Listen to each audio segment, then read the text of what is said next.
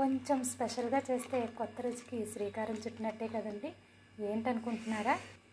సాంబార్కి తక్కువ, రసానికి ఎక్కువ. అదేంటి అనుకుంటున్నారేంటి? ఇది సాంబార్ కాదండి, టొమాటో రసం. ఒక్కసారి ఇలా ట్రై చేయండి, మీరే చెప్తారు అది ఎంత టేస్ట్గా ఉందో. ఇది చేయడానికి నేను రెడీ, చూడటానికి మీరు రెడీ అయినా? అయితే చేసేద్దాం రండి. ముందుగా కుక్కర్ గిన్నె పెట్టుకోవాలి. ఇందులోకి ఉల్లిపాయలు, టమాటోలు, అలాగే పచ్చిమిర్చి, అల్లం ముక్కలు, వెల్లుల్లి రెబ్బలు, ఇది మాత్రం మర్చిపోకండి నానబెట్టిన కందిపప్పు. ఇందులోకి సరిపడా వాటర్ తీసుకోవాలి. మూత పెట్టేసి ఒక 3 విజిల్స్ వచ్చే వరకు చూడాలి.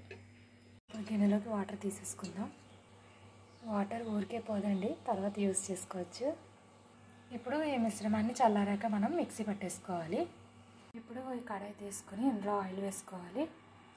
ఆయిల్ హీట్ ఎక్కాక ఆవాలు, జీలకర్ర, ఎండుమిర్చి, వెల్లుల్లి రబ్బలు, కరివేపాకు, ఇంగువ కూడా యాడ్ చేసుకున్నామండి. మనం తయారు చేసుకుని పేస్ట్ వేసేసుకోవాలి. మనం ఇందులోకి మిరియాల పొడి, జీలకర్ర పొడి, ధనియాల పొడి, అలాగే చింతపండు కూడా యాడ్ చేసుకోవాలి. ఇప్పుడు ములక్కాడలు వేసుకుందాం. ఇందాక పప్పు ఉడకపెట్టిన నీళ్ళు ఉన్నాయి కదండి, అవి ఇందులో యాడ్ చేసేసుకోవాలి.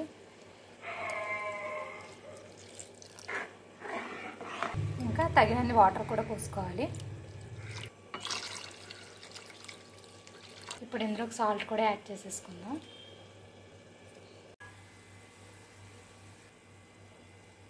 అన్నీ వాడుతున్నాం, ముఖ్యమైన నన్ను వదిలేసేవందండి కొత్తిమీర, కాబట్టి దాన్ని కూడా యాడ్ చేసేసుకుందాం.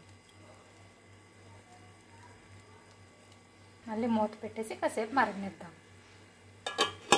రెడీ అయిపోయిందండి. ఒక్కసారి తప్పకుండా మీరు కూడా ట్రై చేయండి, చాలా బాగుంటుంది.